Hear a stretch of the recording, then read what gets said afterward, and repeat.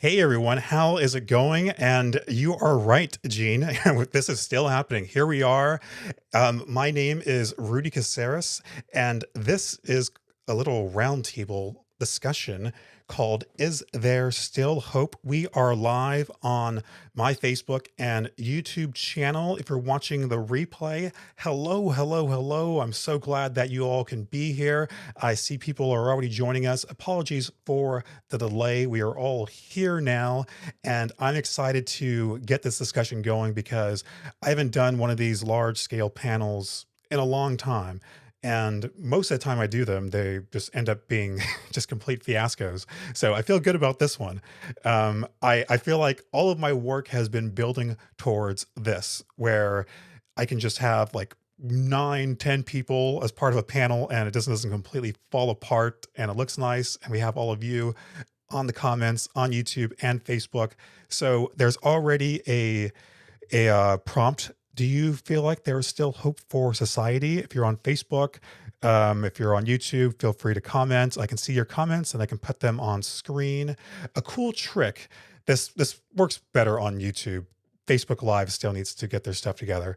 If you type in exclamation mark and the first name of a panelist, lowercase, you will actually get a bio, and I'll show you how this works. So, okay, so let's do Rudy, and hopefully that works. If it doesn't, then don't blame me. Okay, so again, my name is Rudy Caseres, and this is called Is There Still Hope? I am just one of many, so I'm going to bring on my lovely panel, and I'm going to let them. Oh, here we go. Awesome, cool. So that's who I am. Award winning. I won an award once, and I'm holding on to that still. So keep the comments coming as we go along. We'll try to get to as many. We're already on a time crunch, so we're going to get right into it. First off, let's do a overall. Say hello, hello, everyone. Oh, I see. hi. Did Kevin? Um, is Kevin not here again, or do I have to Can you reassign see him? me? He's here. He's just duplicated in your Okay, feed. I see you, Kevin. So let's just bring you on right here. Oh, nope. Not Kevin. Okay, so 1 second. Okay, I see what's going on. Um, okay, there you go. Since you were the first panelist anyway, let's just get this party started and give a little intro to yourself and answer the prompt. And I know you'll have a good one. Try to keep it within a couple minutes. Is there still hope for society? Take it away, Kevin Berthia. Absolutely. I'm grateful for the opportunity to be here. My name is Kevin Berthia. I am a suicide prevention advocate, survivor, and speaker. I got into the mental health field in 2013. Prior to that, I had no idea that millions of people struggled just like me. I've been into the mental health field. I've traveled around this country just to give people hope, just to have the opportunity to share my story, and just to get people understanding that it can and it will get better. I am excited to be here today to really talk about this topic because I am the hope. So I know that there's hope for this world, for each and every day. I believe it because we are the hope. Each and every day I get up and I watch. I marvel at how many great things that we do for humanity. You don't really see them on the news. You're probably gonna see them, all these great stories everywhere. But I'm telling you, I would never stop believing in humanity. I would never, as long as freeways are getting built, as long as we have the capacity to do a lot of different things. We just have to put it in to the right versions of what we need to do. And so I'm always believe it. I'm always think that the world's gonna always get better. It may not be my generation, but eventually this thing will get better. Thank you. Well, thank you. I'm glad we're finally able to work together. We connected several years back. We spoke at the same event. Been a big fan of your speaking style because you have so much passion. And if anyone knows about hope, it's you. You literally survived jumping off the Golden Gate Bridge and lived to tell the story. So that's why I want you on, because a lot of people there's a lot of naysayers. There's a lot of people who say like, oh, if you talk about hope, that's your giving people, I guess, false hope. Like people are set in their ways of whether things are completely hopeless or not. And you can speak from some real solid experience that there's still hope out there. Am I right? Absolutely. I have 22 different times where I try to take my own life. So I get it. So if I am the hope, like that's why I say I am, because I've lived it every day. I get it. I've lived in that dark place. I understand it. Most people don't get it, and I get it because I've experienced a lot of things that most people will never experience. So I'm gonna always have hope each and every day that I get up. I'm grateful to be alive. I'm grateful for just to be able to be an impact and help people. Yeah, and to be clear, if you disagree, if you believe that we're just completely screwed as society, we want to hear that too. Like if you're on if you're on the panel, if you're on YouTube or Facebook or whatever, if you're watching this video like 20 years in the future and like in a nuclear war, and you're like, it's like, what were they talking about, Hope? We want to hear you as well. So there we go. Let's get on to Andrea. Yes. Do your little intro, your Yeah. little spiel, and is there still hope for society? Hey, hi, everybody. My name is Andrea Paquette, and I'm president and co-founder of the Stigma Free Society. We are located in British Columbia, Vancouver, Canada.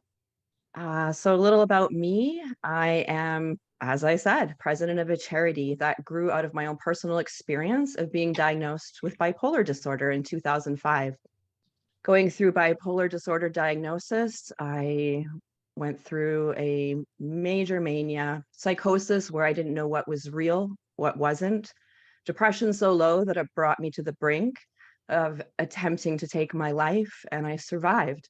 And in that time, I healed, and I had a lot of hope that things could get better. And they did, because what do you know? I founded the Stigma Free Society, which helps a lot of people. And so, Rudy, I guess you want to know about hope and if I believe society is doomed, or do we have hope? I always like to think of hope as something that we always have because it's found within us. And so when I think of people, as an example, who are suffering from mental health issues, I always say that when we are the deepest in our depressions, at our lowest points, it's very difficult to see out of it. It's like we're in a dark hole and we just can't see out. And so I just want to say from my own personal experience that I didn't see any hope. I thought that my life was over. And so I share my personal story as a professional speaker and an author just to ensure that people know there's always help. And of course, there's always hope. Thank you, Andrea. I have lost count of how many times we have worked together. You're always more than willing to jump into the frying pan, and I'm thankful for that. Of yeah, I'm all the very different thankful as ways we well. I love collaborate. Yeah. working with you. Well, thank you. Yeah. I'm glad you're here. I'm glad this is working. I'm glad that we're in the kitchen cooking now. So let's just keep moving along and let's go to Jeanine. Hi. And this is the right Jeanine too. This is the right Jeanine. Yes, this is not Kevin Jeanine. So I'm Jeanine Hoff, and I'm the founder of Where is the Sunshine? I have been doing this work for, it feels like forever now. I'm a lived experience advocate, and I work in suicide prevention. I am 2 weeks shy of becoming a licensed clinical social worker. So I've been a therapist for the last few years. I served as a peer support, peer specialist for the last few years prior to becoming a therapist. And I've been doing this work. I actually work inpatient psych because, having been on the other side, I have a dual lens, and I feel like I'm able to offer people a view that most clinicians really, I mean, at least that I work with, don't really have, or aren't out there speaking about, what it is, their own experiences. And so, I mean, I've been doing this for a while, just being a therapist with lived experience. And part of that growing movement of us saying, we're not only clinicians, we have gone through this. And I think it's a great, wonderful movement right now, because we are trained to not talk about this. And I've talked about this long before I got into this field, so there was no hiding it from me. And so, Rudy, you and I have done this so many times before. It's kind of like, Rudy calls, sure, we'll get together and we'll go online and do some podcasts and stuff. I'm going to be that cynical voice when it comes to hope, because I think when I first got into this field, it was like, yes, it was all about hope. It was all about recovery. And now being on the other side and working with people, we have to be realistic about what we want from people and what we expect from people and what people expect from themselves. And so I actually went and I looked up the definition of hope, and it said the feeling of expectation or desire for a certain thing to happen.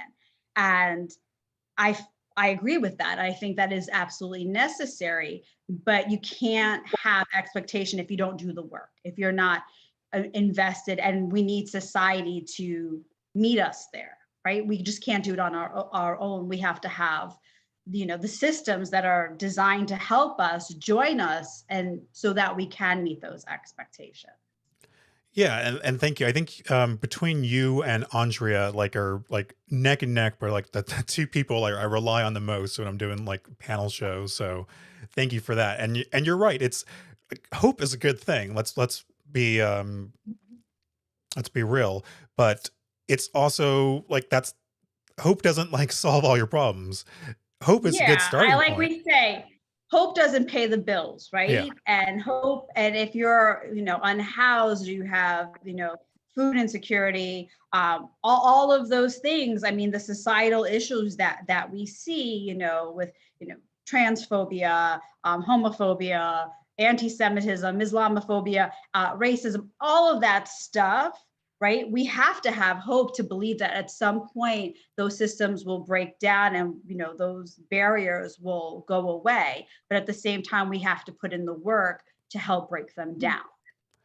Yeah. And I definitely want to touch on some resources too before we end this stream. So just everyone in the back of your mind on the panel, keep that in mind of like a good resource that people can utilize that can actually be of help for people who are feeling hopeless. And that doesn't necessarily always mean like, like the good go-to is like the suicide prevention lifeline, now the 966 and all that stuff. There's a lot of resources that people don't even really think about or really like publicize that much and people are missing out on. So if there's a great resource that you feel like really deserves to be out there, please, if you're on the panel, let us know. But if you're also on Facebook or YouTube, please put that in the comments too. We'd love to hear that. And if you want to know more about each panelist, you might have seen me do it on YouTube. You can do the exclamation mark and the person's first name and lowercase, and it'll do like a little bio. And you can do that at any time and at any order. It doesn't have to be like the person on screen either. So let's get on to Erica. Hi. So I'm Erica Williams. I am co-founder and team member currently of Cause for Hope. We used to be Cosplay for Hope, but we are actually a little bit greater than that. So I'll explain that in a moment. I actually got into advocacy in 2014. I do have depression. That's how I say it. I've actually been in a really great place for a while now, which is great. But I know those times of living with suicidal thoughts and ideations, and I am a survivor of lived experience. So, and more than once. So I do know that darkness, and I do know the abyss. I have been board member of suicide prevention chapters, and but we moved on and did this Cosplay for Hope thing, moved on to Cause for Hope as of recently. And I will tell you, it would be so sad if I didn't say that I believed in hope, be part of Cause for Hope. What we do is we're focused on mental wellness and suicide prevention for geeks by geeks. There's 3 of us right now. We are up and coming. We've kind of been working on this for a while, hopefully building, but we really go for the convention side of things, the pop culture and the Comic-Con parts of things, and cosplayers and those in fandoms and fandom families. And we use that. That's our community. And that's where I think the hope comes in. We have seen, and I think Andrea said something about being in the darkness and, needing that hope. And I know Kevin earlier said something about being the hope. So pulling from that, I do think because we have seen the darkness that we need to be the hope. We are the hope to reach out and to help the others around us to show that they can continue to keep going. We always say that we believe that our geeks and our nerds, we need them to come in because we're the creative side of things. We are a creative side of things. And when we look at heroes and people saving the day and things like that, those are the ones who are saving the world. So we want to let them know that we need them here in their reading and their watching and their writing and their drawing, that it's part of that it's opening up, it's from within, and we need them here to save the world. So that's how I see it. We've got to be hope for the others so they can keep sharing and opening up and being part of that hope for others. Yeah, and talk about resources that don't get publicized enough, like cosplay for hope. That's not something that you usually think about. Like, and it's a great way for people to get support that is outside of the mainstream. And so I hope that you keep expanding upon that, because like the more that we can, I guess, like speak the person's language, so to speak, and not just use like all like medical jargon and stuff like that, where we can like actually like get people's trust and be part of those communities. It's not, you're not someone pretending to be a person pretending to be a superhero. So I mean, kind of we are sometimes, but yeah, we pull from those characteristics to help us pull us through. So yes. yeah, but like you're part of this community before like you got yourself involved in this organization, this Yes. wonderful organization, Yes. and we need more people like that. Because that's going to reach the people who don't normally want to reach out to the more mainstream resources. So thank you for what you're doing. Well, thank you. Awesome. Awesome. So let's keep it moving forward. Let's go on to Micah and give your little intro. And since I have you, and I know you're on a time crunch, I'm going to have you for a little extended period. So get comfy. Okay. Hi, my name is Micah Pearson. I'm the founder and CEO of Inside Out. Our mission is advocacy through lived experiences. And before I get to that, I just want to say, Geeks of the World Unite. You can't see it in the lighting right now, but there's a Dr. Doom statue and a symbiote Spider-Man statue right behind me. So I just want to say, and I also want to say wow to the people who've come before me. I love the fact that we all have kind of the same mission in different sectors. And that's really awesome because we're an advocacy through lived experiences, but we're focused on the academic and public policy sector. I serve on the NAMI, National Alliance on Mental Illness National Board, as the second vice president, and I ran their public policy committee for the last 5 years.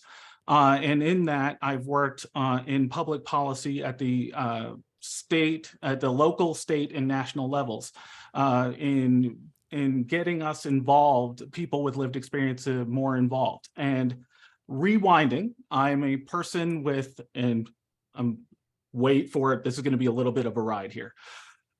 Bipolar type 1, rapid cycling with psychotic features, attention deficit hyperactive disorder, post-traumatic stress disorder, general anxiety disorder for seasoning, and I'm a survivor of domestic violence. And of course, you know, with all of that, a suicide survivor as well. So just the broad spectrum, if you name it, I've generally lived through it. And that I use those stories as part of my advocacy. And with living with all that, I tend to be still 11 years on, the only person admitting to that in the room. So, so I was really happy to hear Jeanine say, I'm one of the few clinicians who admits to that, because there's still a lot of stigma in the room being that. I'm happy to hear while in the geek sector, more and more people are willing to admit that they're neurodivergent, but the creators are actually still struggling with that, especially in the comic community. Though the depression comics, and actually the depression game is one of my favorite games that I played in the last, was it 8 years? So, but still in the public policy sector, it's been really difficult because early advocates used to just shout at the people. So I've done CIT trainings for the crisis intervention team. And just a quick correction, Rudy, since I worked on getting that bill signed at the federal level, it's 988, not 966. So, and as a matter of fact, quick stat that just came out. Texas saw an increase up to 1.5 million calls from like 100,000 calls to 988 in the first 6 months of implementation alone. So that's actually real awesome. And because it's not like they've had that, much more people suddenly having crises. It's just that they're now actually capturing those folks. So yeah, sorry, real excited. And part of my involvement, super excited to talk about this stuff. Part of my involvement with this is, of course, much like Kevin, I am the hope. Sorry to steal your slogan there, but 11 years ago, I was literally smuggled to New Mexico because there were multiple open warrants from my arrest. I had been arrested and detained multiple times, and I was kept in solitary confinement, naked, for an indeterminate period of time. And when I got out of jail, my family out here in New Mexico had actually found several areas where I could get treatment, but the judges actually denied me access to said treatment. And I'm a person of privilege. My parents had money, and they said, screw it, we'll let the lawyers handle it, and stuck me in the backseat of a car and drove me across the country and got me in treatment. 90% of the clients that I had when I got into peer support don't have that privilege, and they ended up dead. So because they went to the facilities that the judges ordered them to. So when I was given the Behavioral Health Star Award in New Mexico, that was what I said to people. I got started in my peer support career by lying to a judge, by just telling them that I was a peer support person. And helped a client out. And by the time they realized I wasn't one 3 years later, they gave me the job. And then I grew into an advocate from there. So I'm alive today because my parents ignored a judge and had the money to hire a good lawyer. And I have a career today because I lied to a judge, and nobody argues with a man in a suit. So male privilege and economic privilege are the main reasons why I'm here today. And I want to let you know that I have an amazing career at the national level because I'm privileged and lucky. Well, thank you for being on there. That was quite the mouthful. Yeah, and now my mouth is all dry. So hold on while I get some water. Yeah, and thank you for the correction about 988 too. I definitely want to do an entire episode about that subject. And I see Rye Guy. Thank you for subscribing on YouTube, Rye Guy. If you want to answer those questions later on, Micah, on YouTube, feel free to. But I definitely want to. Oh, okay, sorry. I should also say I'm a person of color, so another privilege is that I'm super light skinned. So being biracial, I'm being super light skinned, I pass in a lot of places, and I really freaking hate that. Yeah, well, don't worry about that so much right this second, because I've got more questions for you. So Okay. since I've got you, and I know you've got to leave the top of the hour, so we talked about, is there still hope yet? I know that's a very broad question. It's just, but I kept it that way on purpose, because then it just opens up a whole new possibility of side quests and what have yous. So as far as the things that make you not hopeful for the future, what are some things that really terrify you? So the thing is that we are right now literally we are in the decline of society. We are actually living in an oligarchy right now. And about in 2004 and 2006, I turned to my partner at the time, listening to the news, and said, this is late stage of the fall of the Roman Empire. You actually see that, right? That this is where the society turns upside down and the few are in control. And that's true. And that's very true. We are in an oligarchy right now. But what doesn't change is the hope. Okay, so hope is not a reality. Hope is a feeling. And hope is a moving target. So yeah, there's hope. None of us would be doing the work we're doing if we didn't have hope. we believe in the opportunity for a better future. That is why we do the work we do. Now, that doesn't change the fact that there are people in the world who have vested interests in maintaining the status quo and the decline of, and that will lead continually to the decline of society. Now, the thing that exists, though, like the news also has a vested interest in giving us the worst picture imaginable, because that is what leads to clicks and people, tuning in. Doom scrolling is a thing. But what it doesn't show is the other people in the rooms that I sit in who also are rolling up their sleeves and spending hundreds of hours a week working diligently to build systems and change systems to make a better future. And are they always succeeding? No, but they are working towards it. And they're doing things that like are just so micromanaging that would bore you to tears, but they are super important.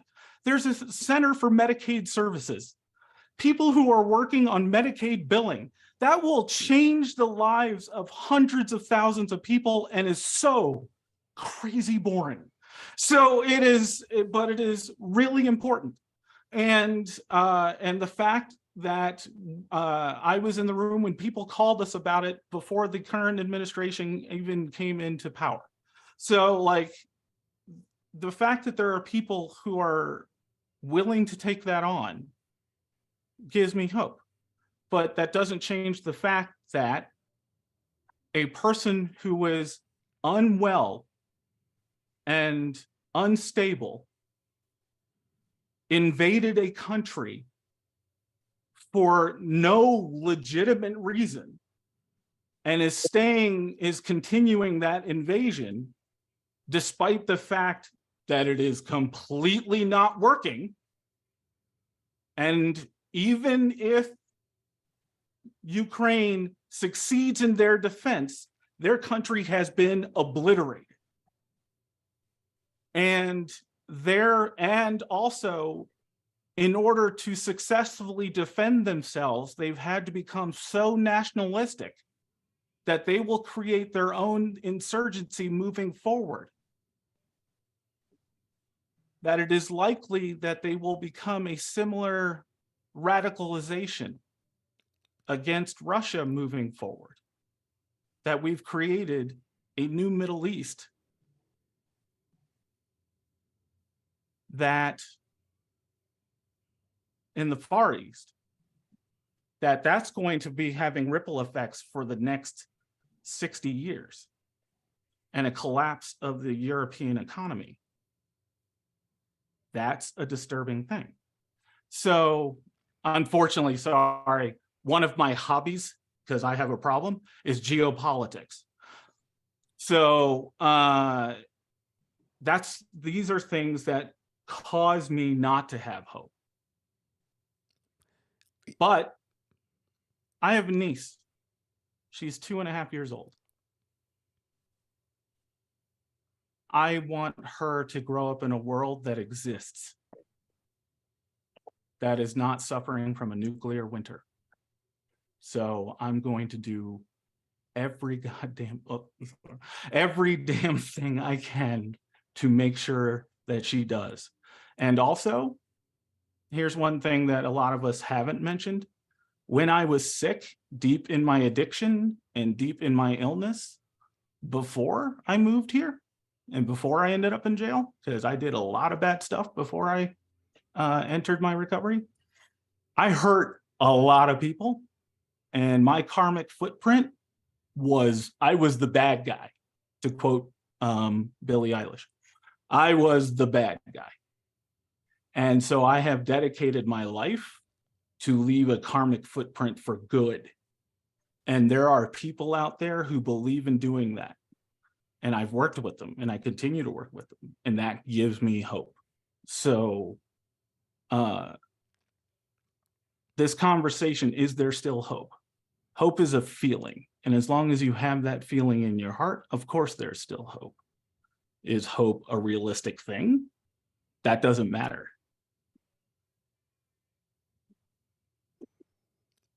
Oh, by the way, on the Black side of my family, deacons and ministers. So we just preach. That's totally fine. And you brought up a couple different things that are currently dooming us. We haven't even touched upon like climate change and our soil like dying, or tree, like all kinds of other things, things outside of our control, like economies collapsing, civil unrest in the streets, mass shootings galore. There's so many things. So it's impossible to deny that there is a lot of bad things going on in the world that don't seem fixable anytime soon. Whether that But results my in us. brother-in-law is working on sustainable agriculture, and he has got his arms rolled up and knee deep in that every day, and is doing amazing things there, the things that I didn't know were possible. Yeah. So and so I know there are people working on it. Sorry to interrupt you, but like in every field, there are people who are working on this. And one of the whole reasons why my sister moved here is because she basically did all the work to realize if society completely collapses, Las Cruces is actually a good place to be. So, and she built a makerspace to have a place where artisans and creators could congregate. Again, if the government and the economy collapses, there's a place where a bunch of creators could barter their skills. So there's ideas already in place so that we don't need the government if it isn't here anymore. Yeah. And we're not a bunch of lunatics who are out there with guns. And by the way, I don't think the Democratic Party is actually interested in taking away your guns, because I am a member of the Democratic Party and I actually am perfectly okay with taking away everybody's guns, and they're not in alignment with me. That's why it's so dark in the background over there. Oh, by the way, I am speaking entirely for myself and not for the National Alliance on Mental Illness, because they're not allowed to have a political opinion, and I'm not allowed to have a public political opinion as a national board member. Right. Glad we got that in.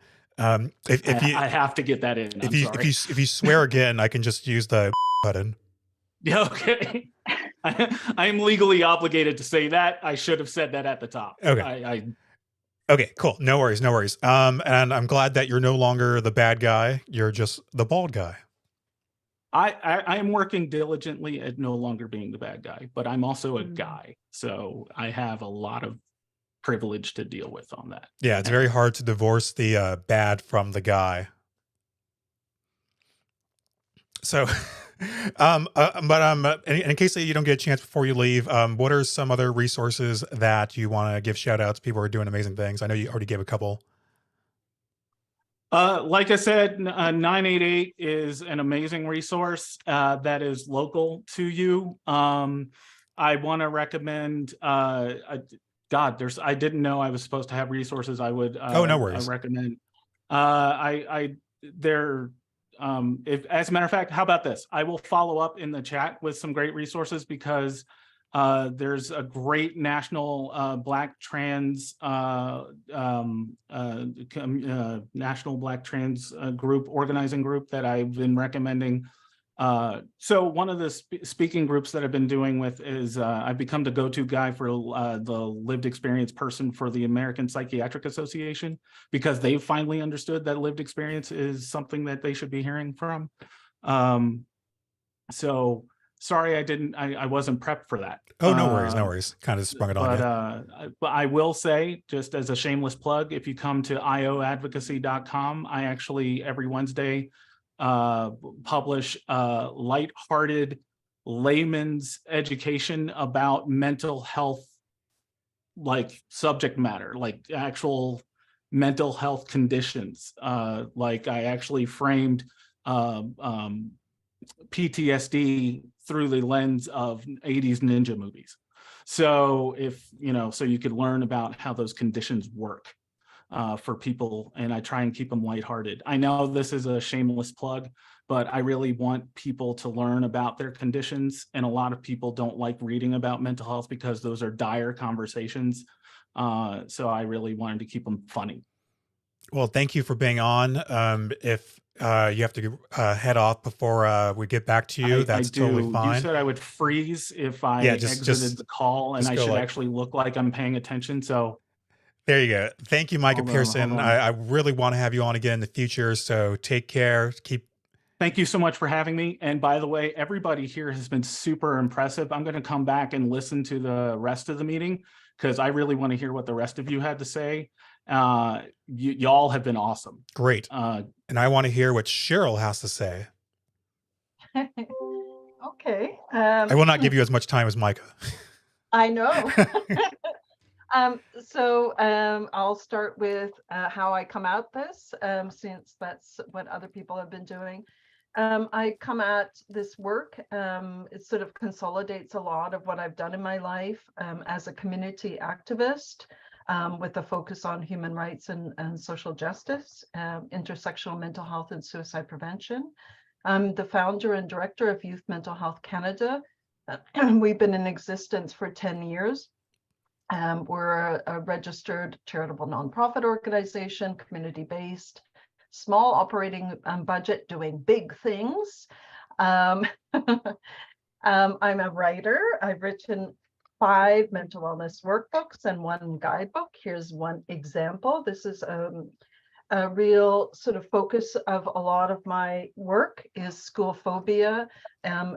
As I see it, is the most pressing issue in youth mental health and youth suicide prevention. Students who are not able to access and manage an education. It's an international issue, and there is not anything, or very little, done about it internationally.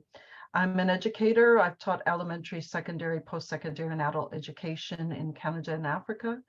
I'm a suicide loss survivor. I lost my partner to suicide, as well as a number of members of Youth Mental Health Canada. I've worked in this field of mental health for 20 years, and the last 10 with a focus on Youth Mental Health Action Group and Youth Mental Health Canada. For my life, what does hope mean? I think there's a lot of platitudes about hope, and sometimes the feeling is that it's meaningless. And I think that's what prompted the question. For me, when I look at my life, there's been dark times, and sometimes what helped me to feel hopeful was messages. So I'm with you. And believing that the person was with me, not physically, but believed in me, was a powerful message. Other times, of a long period of time of really being in the depths of despair, feeling I'm a really resourceful person, a good problem solver. And sometimes there are no quick fixes, no easy solutions. And you just have to sit in as some people say, sit in the muck, like sit in it and just wade it through. And you don't know. And I think that was a challenge for people at the beginning of COVID, the uncertainty. I certainly felt it in April 2020, like, what's going to happen in the future? Like, it was very hard to feel that.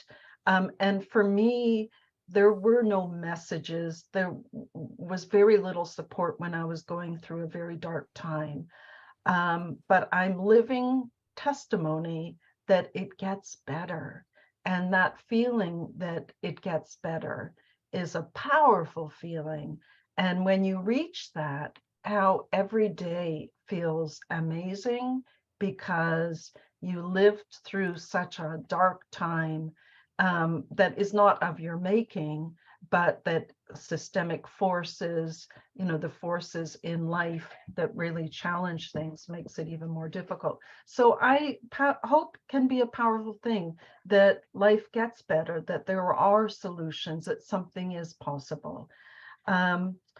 In terms of how I see these kinds of messages in Canada, I'm not sure what Andrea thinks about this, but I'm really discouraged with the messages in Canada that we can't talk about people's challenges in living, people's struggles in living, because, being influenced by the Werther effect, that, thinking that's the evidence that we have to support, that somehow talking about it is going to be contagious, and then we're going to be responsible for, possible suicides, and not influenced by the Papageno effect or Papageno effect, whatever way you pronounce it, that it's about hope with action, that how do we report in the media, giving messages, concrete actions, concrete messages of hope and, support and compassion and understanding and respect. Those are the kinds of real talk that we need. We need it in schools, we need it in the media, we need it in workplaces, and it's not happening. And in Canada, we're okay talking about mental health and wellness.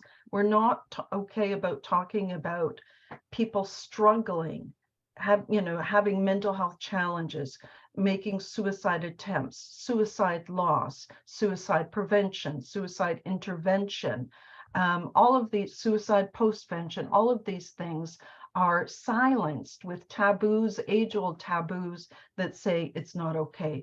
And we've got a lot of work to do in Canada to really challenge all of those kinds of messages that say, hey, it's okay to talk.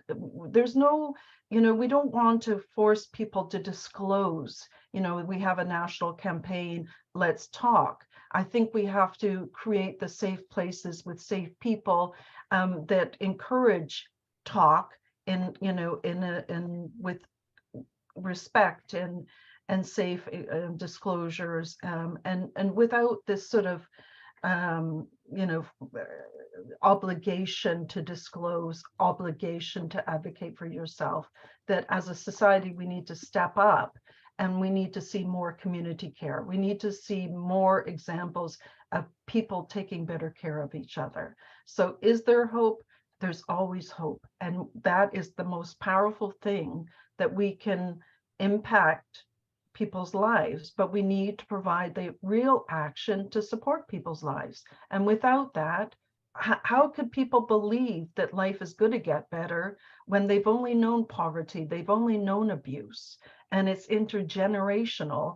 And there's so many obstacles and barriers to that, including all the institutional systemic discrimination that exists. So those are my messages on hope.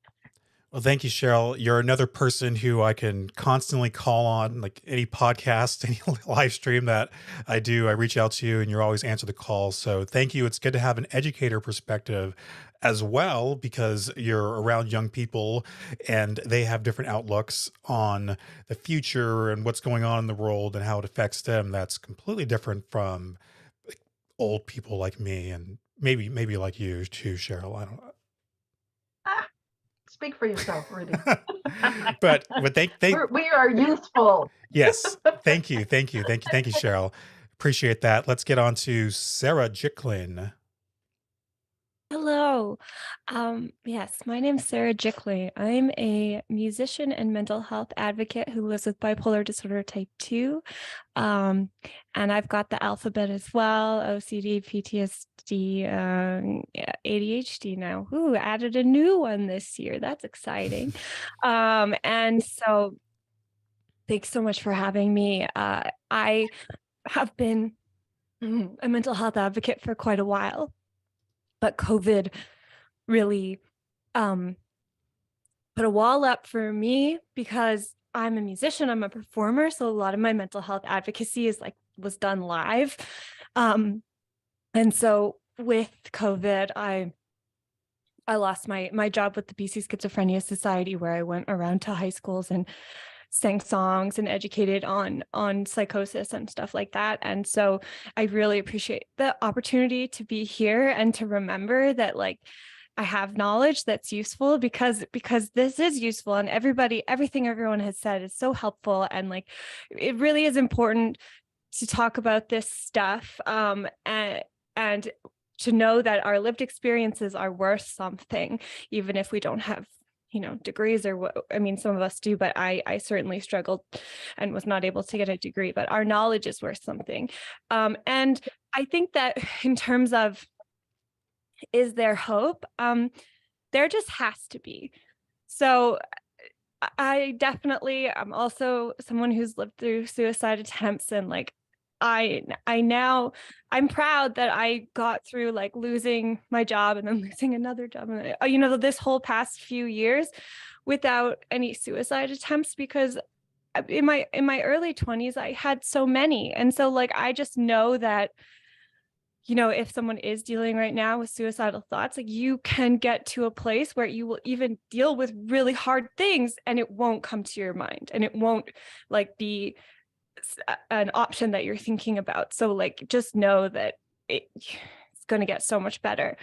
But at the same time, I know that it's been like these past few years, I've just been like, what is happening? And I'm lucky enough to live in Canada. I've been watching, the States, and it is really sad. And of course, the things that are happening here as well, you can feel super overwhelmed, and that's very easy to feel. But what I've noticed, and what I think has been reflected in like scientific research, is that when we as humans are bombarded with negative information, we feel bogged down, overwhelmed. We don't take action. When we're given hopeful information or information that's positive, we get energized. So it's not even like, is there hope? It's like, there has to be hope. We have to find it, and we have to give it to each other, because otherwise we're going to get stuck.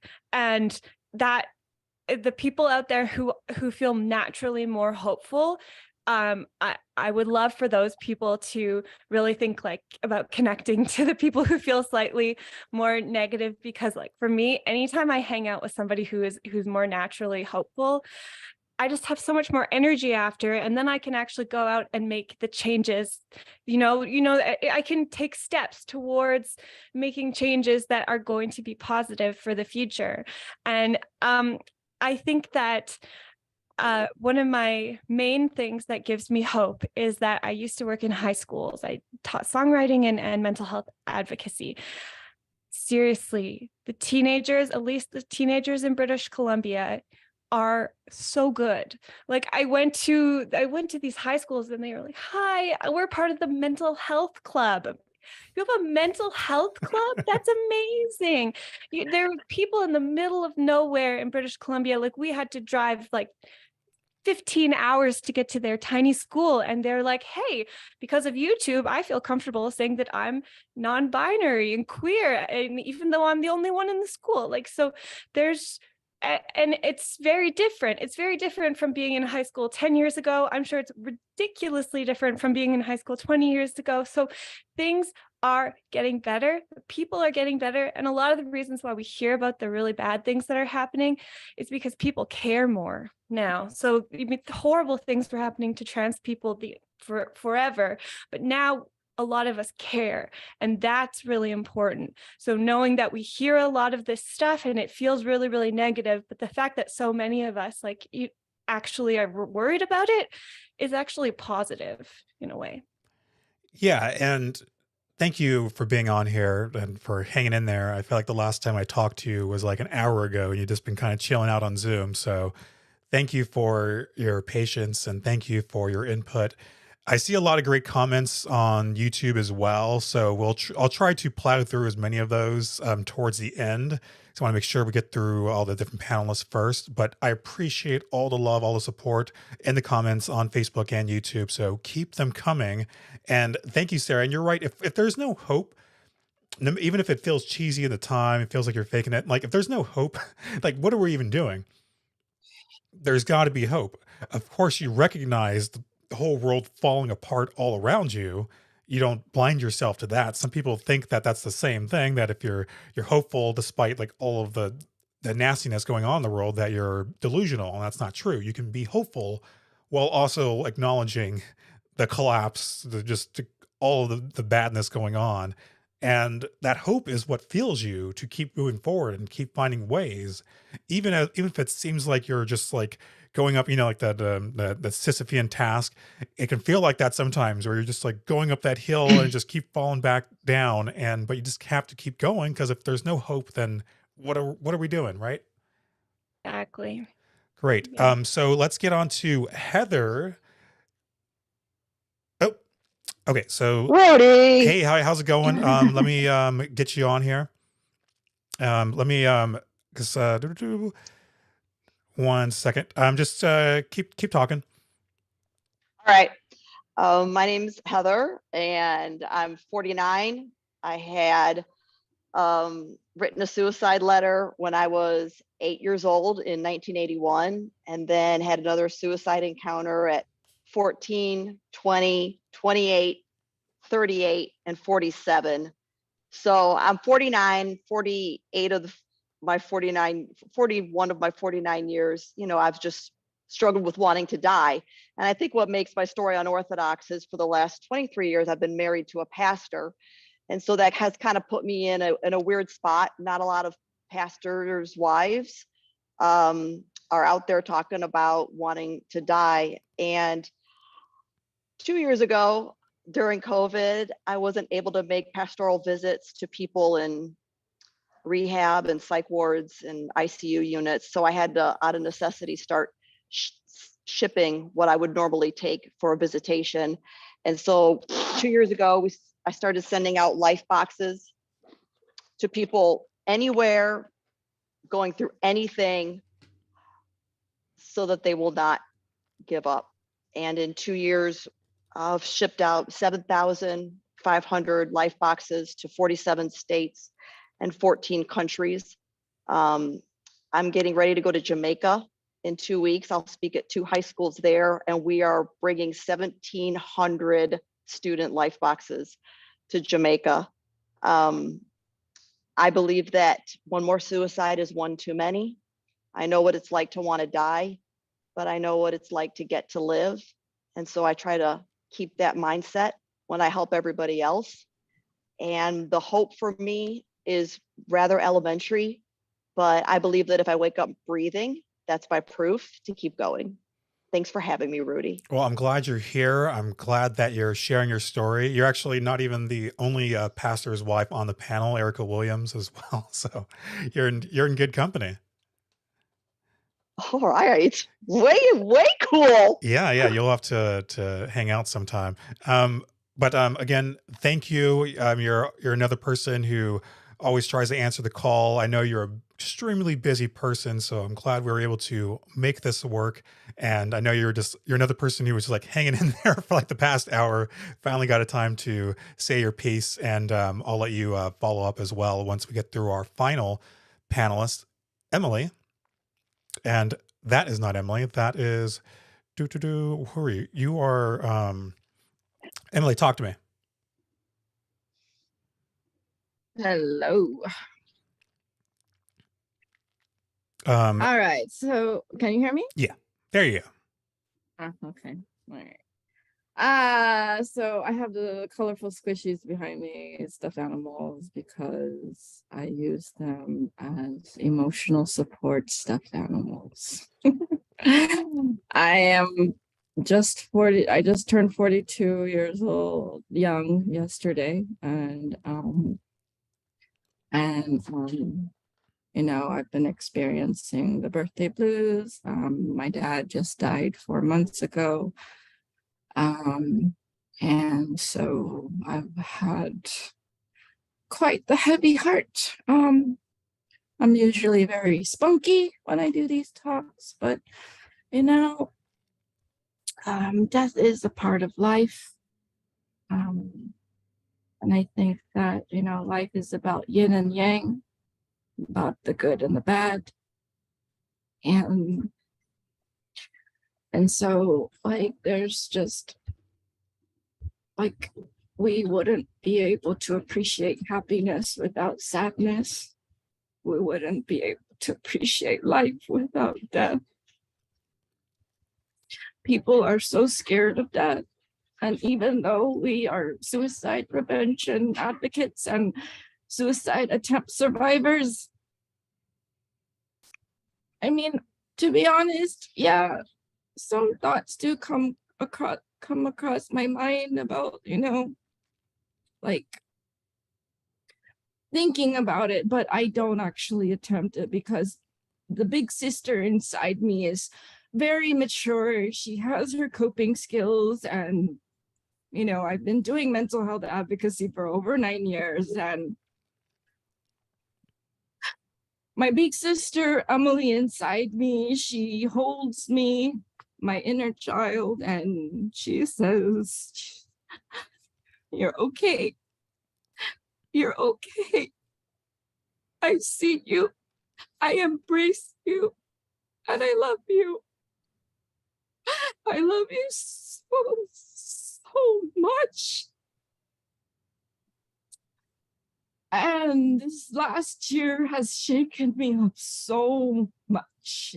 But I think, sometimes when life shakes you up so much to your core, it's because you are like that caterpillar in the cocoon that is transforming to help you turn into a fucking butterfly so you can be beautiful and improve yourself and be better for the experiences that you've gone through in your life, as challenging as they are. I just shared with a friend a post, and the words of it says, "You wake up every morning to fight the same demons that you left you so tired the night before. And that, my love, is bravery." This mental health journey is so vital for every single person on this planet, because when we heal ourselves, there is a ripple effect. Because when people see you working on you, they will find healing. They will see, if she can do it, I can do it too. The stigma in the Asian communities is so strong. And so when I started my advocacy, I said, I will not end my life because I have a story to share. The more we talk about mental health, the more we will alleviate the stigma. There is no shame. There is no shame. And on the day I said that in a group of Asian people, Asian Americans, I did remember seeing at least one person start to tear up when I said that. There is so much shame attached to having to sharing our emotional vulnerabilities. We actually live in a fucking toxic culture, and Dr. Gabor Mate can tell you, if you read the book, The Myth of Normal, and I'm starting to read that. And he actually says, that,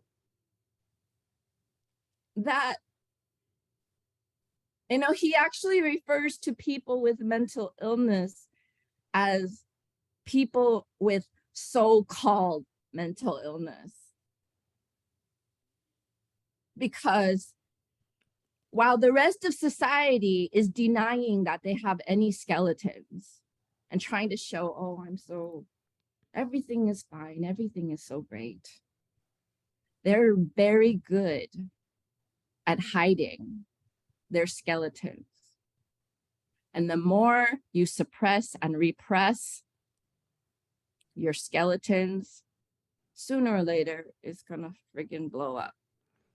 Emily, if I could snap my fingers, I would throughout the entire time. It's a good thing I can't, because it would just keep going over and it's getting annoying after a while. But You're just dropping so many truth bombs here. Like you're just a ball of fire. I love it. So much passion. And I just wanted to make sure I get it in. It was your birthday yesterday. Happy belated Mhm. birthday.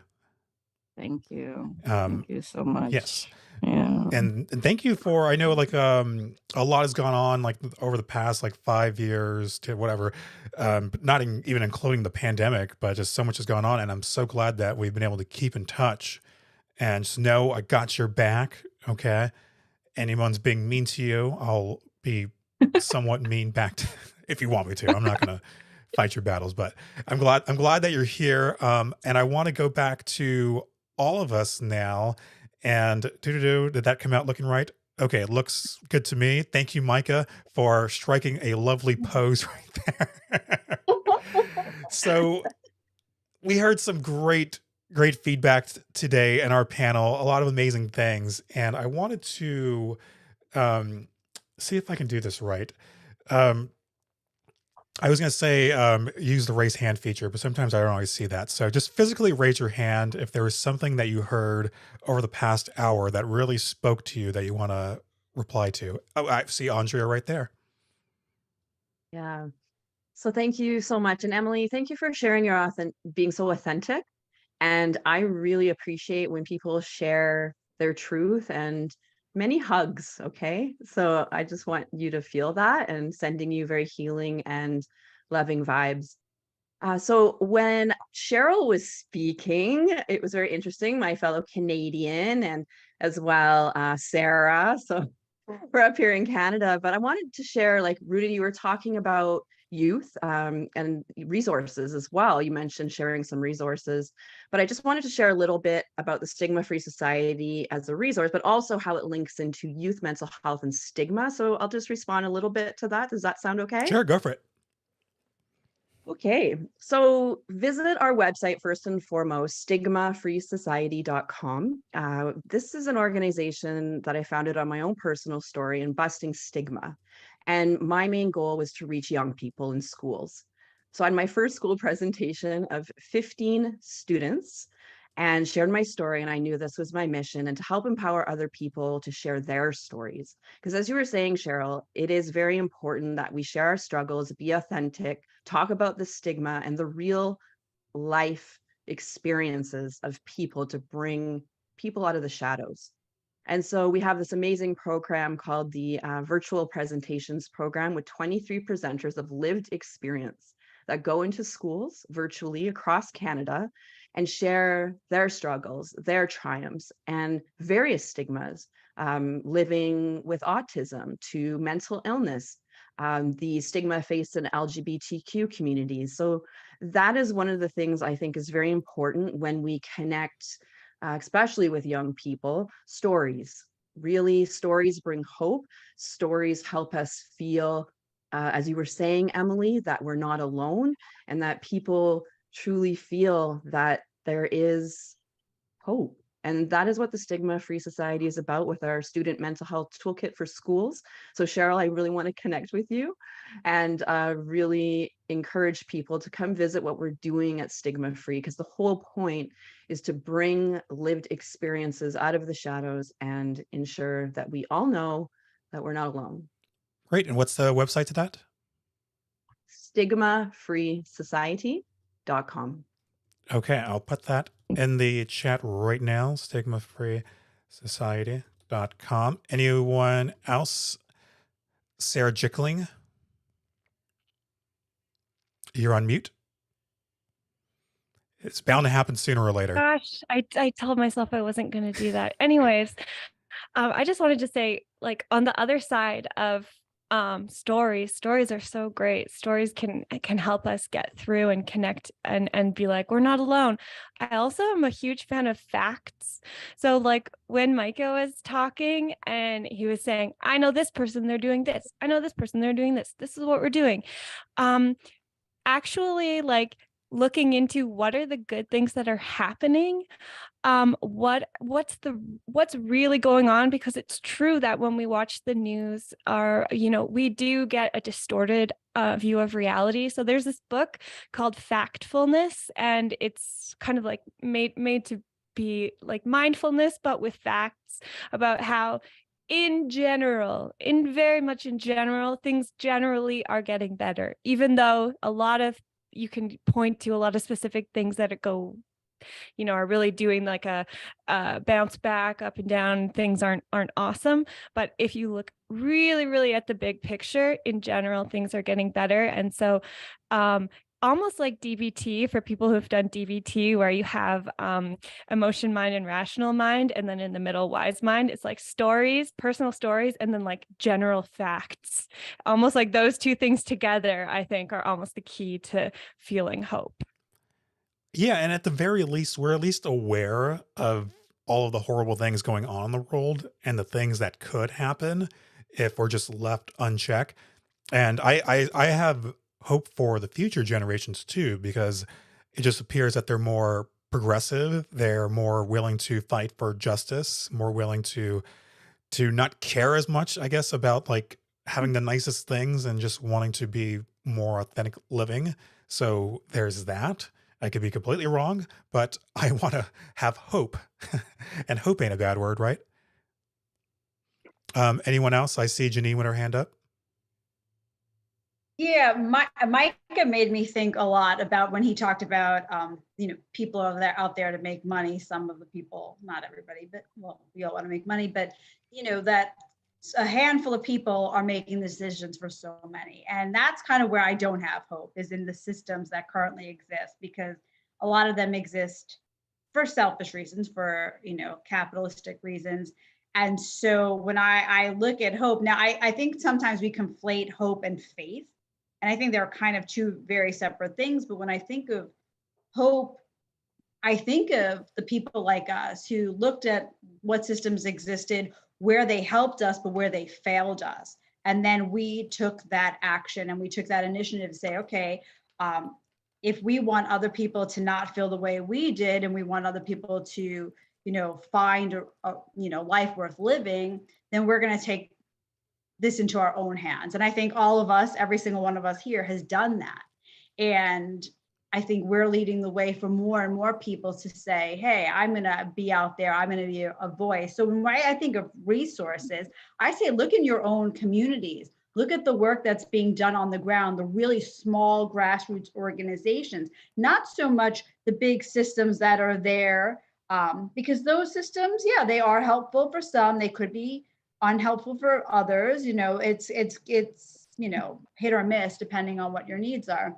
But look at what's in your own community. And if you don't find that, go online, do the research. That's how I found, you, Rudy, and that's how I found all the other voices that I follow and love and I've collaborated with over the years.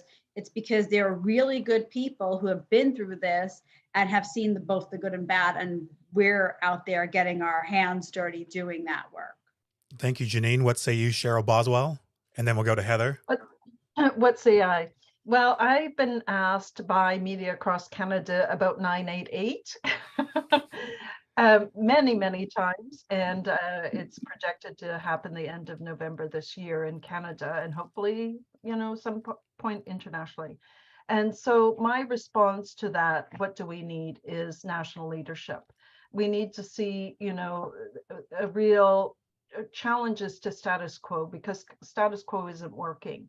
The Texas story of people reaching out is really inspiring. We need those kinds of stories as well. But we need to couple that with community-based solutions. And I'm all about community-based, reducing use of hospitals, reducing use of police. It's not, having a health issue is not a criminal activity.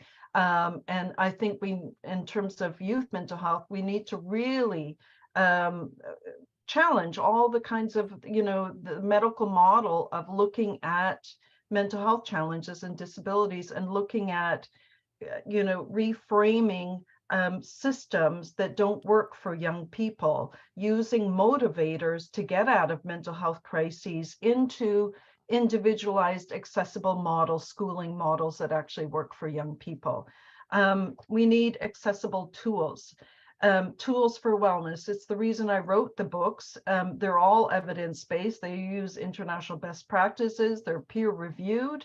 but people don't look at tools for supporting their own mental health and wellness. They look at, oh, I'm going to wait for a mental health crisis. Once I have a crisis, now I'm going to get on a wait list and wait for a mental health professional. And this is, you know, a very reactive way of doing things. I want to see proactive ways, models, and I want to see a cultural shift. Because if we're going to look at taking care of our own mental health and wellness and community care models, we need that kind of shift that looks at accessible tools for wellness, that it's in your hands, that you can affect change, whether it's for yourself or for your community. That's what I would like to see. There's a lot of research that shows that talking about hope matters. It makes a difference. Gratitude practice. So I think it was Emily talked about the power of being around positive people with stories of it gets better. And it works the same way with, you know, gratitude practice. It sounds like, come on, I'm going to say thank you for this bad day I've had. You know, it's about looking for the meaning and, you know, in the moments and experiencing the positive, because then it starts building you know, better foundation of support for yourself. So I think there's we need greater accountability, greater transparency, more challenges. We need more activists really pushing for change, because I know in my own life working for systemic change, it's not easy. Unfortunately, we have people who have career mental health jobs, corporate mental health organizations, who don't see their role as affecting change. We need to change that. Well, thank you, Cheryl. I need to get faster with that bleep button. Oh. You're fine. I got demonetized on YouTube. I just added some color to my language. There we go. Just let's see if we can get this to work. Say a bad word and see if I can bleep it in time. Yeah. Oh my God, I can't believe you just said that, Cheryl. What say you, Heather? Fuck. I hope I don't get bleeped. That's all. I just want to emphasize that I'm not an expert, so anything I say, I submit it, and I'm very okay with you guys shooting holes through it. But one thing that I've noticed as it pertains to hope is these life boxes that we've done. We recently did, there was a 6-year-old who was suicidal. We got the request, we filled the request and sent it to her. And on the other end of the spectrum, we had an 88-year-old with dementia in hospice whose family requested a life box for her. But both families just happened to send me personally a photograph of the 6-year-old and the 88-year-old. And what was interesting to me is, of all the items that we include in the life boxes we curate, what they said was hopeful for them was the things in there that they could touch, was the little stuffed animal, was the little poppet keychain. And I thought, that's interesting, because hope is a really pretty word. But I think for the 88-year-old with dementia dying and the 6-year-old that wanted to die, hope just had to be tangible and not have a definition. And so I honestly have no idea why I'm saying that. I'm just gonna say thank you for letting me share it. No, and thank you for being on. And I have been a recipient of one of your life boxes before, so thank you so much. Erica. Hey. So I was just kind of thinking through some of this stuff. So I was a pastor's wife. That was actually really cool, because I've had to talk to people from my standpoint of, you know, coming from faith and whatever, and that lean on God and, you know, kind of thing. And it's kind of a hard thing to tell your part of the story. However, in telling our parts of the story, and I've done it in several places, it's always interesting because I know we have all these resources that we can go to, but we talk about the hope being from within. When we share it from our perspective to others, it's actually really interesting. From my time in advocacy, from where it started, there was still a lot of stigma really attached. So since even 2014, since I've been in, the openness has been busted open in such big ways in talking about it and in all kinds of the communities and everything. So I do think that hope comes from us from when we share and everything. And we were talking about tools and things like that and accessibility. Another thing that I've seen happen, not that it's still great because we've talked about this, it's a slow progression. Oh gosh, it's slow. We would like to see a whole lot more come from this and so much faster, because you say a couple things, you're like, yes, we need this right now. And there are people that you need to help you out that are just a little slower coming on board, but they're getting there. So that's kind of our slow part of it. But part of that comes in with the medical side of things. So just seeing that in several places that mental health is actually finally being covered as part of your overall being. Like, that is huge. Not that it's great yet, it's getting there. And there are some that are better than others. But just watching what I have seen from when I started, and I almost felt like I had to fight for it because I know where I've been. And I'm like, you don't understand. But just kind of seeing how far we have come so far. We're still so far from where we need to be, but I am so amazed. And that's where some of that hope comes in, is our stories that come in, and some of that tangible stuff that we talk about too, is sometimes people just need that hug afterwards. You talk to them, they're like, oh my gosh, I feel heard, I feel seen. And that tangible thing, that touch even is from us even. And so that's where I see the hope from, is it's slow and things are falling apart around us. It's ridiculous. But what are we making of it in our part of the world, and that ripple that we are making from us? That's what I have to say. Thank you, Erica. Appreciate that. Love that we got two pastors' wives in here, two amazing people. Also, This Is My Brave alums. Thank you for subscribing on YouTube. Wonderful. So we got Jeanine is also a This Is My Brave alum as well. So we've got some amazing people on this panel. I'm so glad I was able to make this all work. I'm glad I was able to finally work with you, Kevin. I see you being silent. Silent no more. Say your piece. Any final thoughts before we start wrapping up? Just grateful to be on here. I'm always normally the one speaking, so it's great to be on here as a listener. Grateful for that. Just kudos to everybody out here.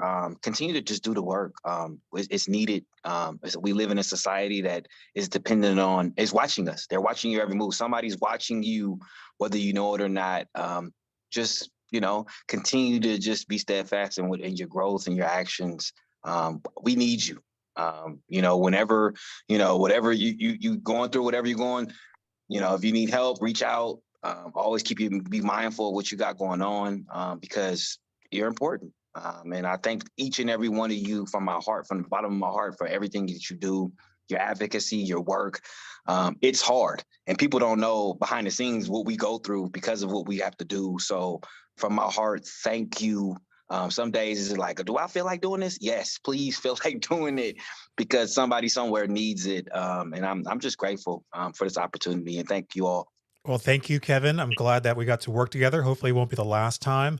And let's go to Emily. I can see you fading away. I'll let you get the parting shots in, and then I'll catch up with comments. And again, if anyone else needs to head off, that's totally fine. So take it away, Emily. So one nice thing that I was able to get in my last trip to Taiwan were these green glasses. Yeah. And I was like, should I go with the plain ones or should I go with the bright green ones? Because I'm never going to see this again. When do you ever see bright green glasses, right? So many people know that the pink ribbon stands for breast cancer. But no one knows that the lime green ribbon stands for mental health. And so I'm like, okay, well, my hashtag is Lady in Gray. So I might as well just go with this one. And so, that's how Rudy actually met me, because I was involved with the Each Mind Matters initiative that used to be the California mental health movement. And so I was really, privileged to share my story with each of my matters. And they said, yeah, so I have a video of my recovery story there. And, in my story, I say that when you learn to find ways to help yourself and find support groups with other peers who are going through the same thing you're going through, you will find that you are not alone. You never have been. You may have felt broken in the past, but you are not. You may feel broken, but you are not broken. Your value as an individual has been precious since the day you were conceived. Precious, priceless individuals. And always know that with help, there is hope, and helplessness is not hopelessness. Thank you. Thank you, Emily. Thank you to everyone on this lovely panel. Before I wrap it up, I just want to give some quick shout outs. Thank you to Rye, the peer guy, who was our comment MVP of the day. Lots of great comments, lots of great feedback. Appreciate that.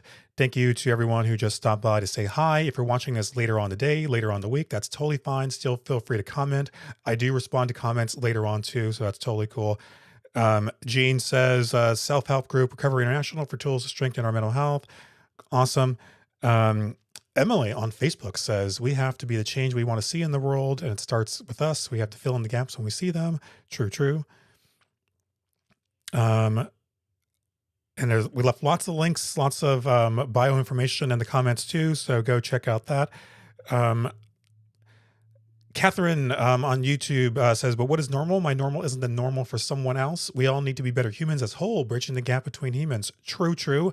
You're giving me great ideas for future shows, so that's awesome. Taking the heavy lifting off of me. So definitely, if we don't get to any of these comments or we're not able to answer them right, just know that storing these all in here, so we will get back to them in the future. So again, thank you to Rye. Thank you to Michelle, who says, I'm glad that you're still here, Heather, and those boxes sound amazing. Such a blessing. Well, we dropped a link to how to get one, so hope it goes well for you. Okay, scrolling. And Jean also says, so true, that has always been there, but now that we do, and we do care. Great. Michelle says that would be the most amazing thing to offer at schools.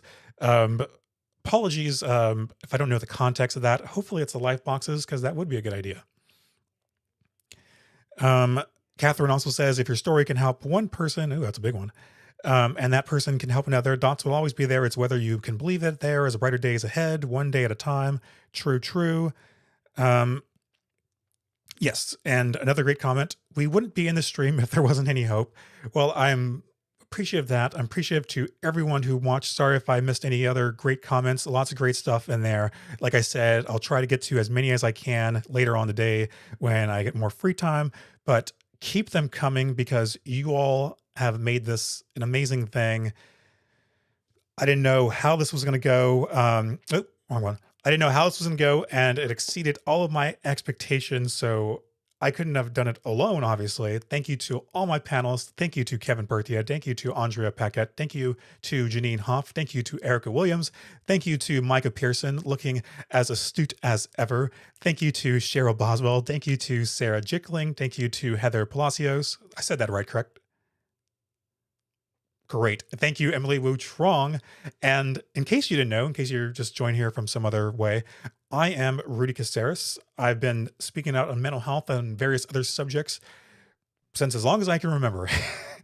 And I've also been live streaming since, let's say 2016. And this is a new project I've got going on. I've done other stuff with The Mighty, with This Is My Brave, with American Association of Suicidology, lots of other organizations. And so this is just me. This is just my thing to apply my craft and to meet amazing people, to give platform to some much needed voices, and to have you all mix and match with each other and see what happens. Just throw a bunch of mental health advocates into the soup and see what sprouts. And I like what I cooked, so that's good. So if And you thank you, Rudy. yeah. you. And like I don't want to put pressure on myself by like saying like I'm going to do this like every single week or like whatever.